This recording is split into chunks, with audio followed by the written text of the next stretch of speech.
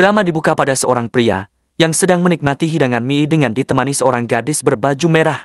Nampak pria begitu kesal pada saat itu. Kisah ini diawali dengan pengkhianatan tragis. Demi uang asuransi sebesar 2 juta, seorang wanita tega membiarkan pacarnya tewas tenggelam di lokasi proyek konstruksi. Padahal, pria itu, Liu Yuan, sedang bekerja keras demi mendapatkan uang 20.000 untuk biaya pengobatan ibunya. Dengan kejam, sang pacar memotong tali pengamannya, membiarkannya tenggelam dalam air es yang dingin. Saat nyawanya di ujung tanduk, Liu Yuan hanya bisa meratapi nasibnya. Ibuku masih menungguku. Namun, takdir berkata lain. Tepat pada saat kritis, sepasang suami istri menerobos masuk. Wanita di depan, dengan aura yang sangat kuat, tanpa ragu memerintahkan agar air segera dikuras untuk menyelamatkan korban. Ia adalah Liu Xiu, putri angkat dari sebuah keluarga konglomerat. Tanpa pikir panjang, ia melompat ke dalam air dan menemukan Liu Yuan yang sudah tak sadarkan diri. Setelah diselamatkan, Liu Yuan menerima sebuah rahasia yang mengejutkan dari Liu Xiu.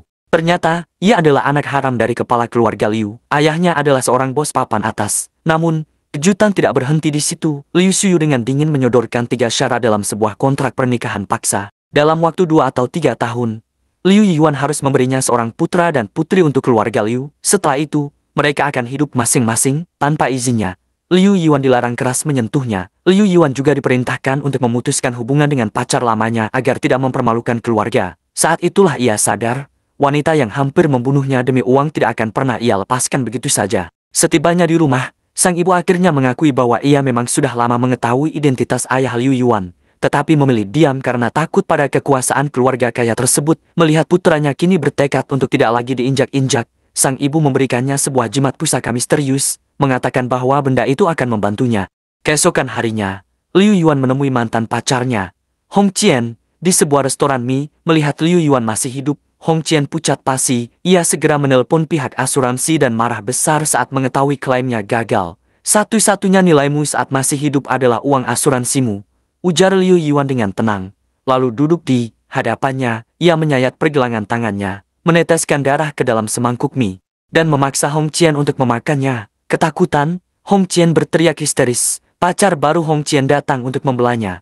Tetapi Liu Yuan hanya memandangnya dengan hina. Beraninya kau berteriak di depanku hanya dengan BMW butut hasil kredit, bentak Liu Yuan. Merasa terhina, pria itu hendak melawan.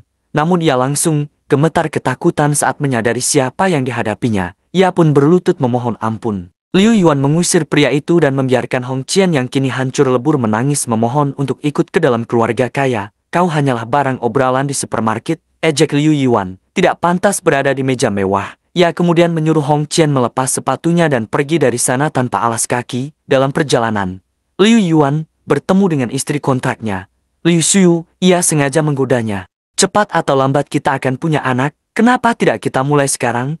Liu Xiu marah besar dan menyebutnya gila.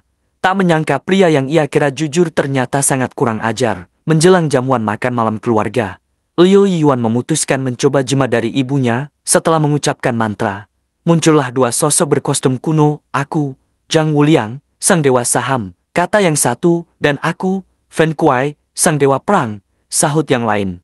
Ternyata, mereka adalah pengikut setianya dari kehidupan sebelumnya yang datang untuk membantunya merebut kembali apa yang menjadi haknya. Di jamuan makan, kedua kakak tirinya, Liu Ranai dan Liu Qingyun, langsung menghinanya. Saat sesi pemberian hadiah untuk sang kakek kepala keluarga, kedua kakaknya dengan sombong memberi masing-masing 20 juta. Sementara itu, Liu Yuan hanya memberi $1, namun dalam bentuk 1 truk penuh uang kertas Zimbabwe.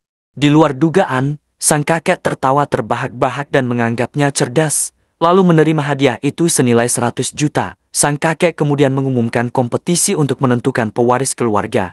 Ronde pertama, pertarungan. Kakak pertamanya, yang menguasai arena pertarungan bawah tanah, dengan percaya diri menurunkan petarung Muay Thai, Tony Jia. Liu Yuan dengan tenang mengutus dewa perang Fen Kuai. Dalam beberapa gebrakan, Fen Kuai dengan mudah mengalahkan Tony Jia, membuat semua orang tercengang.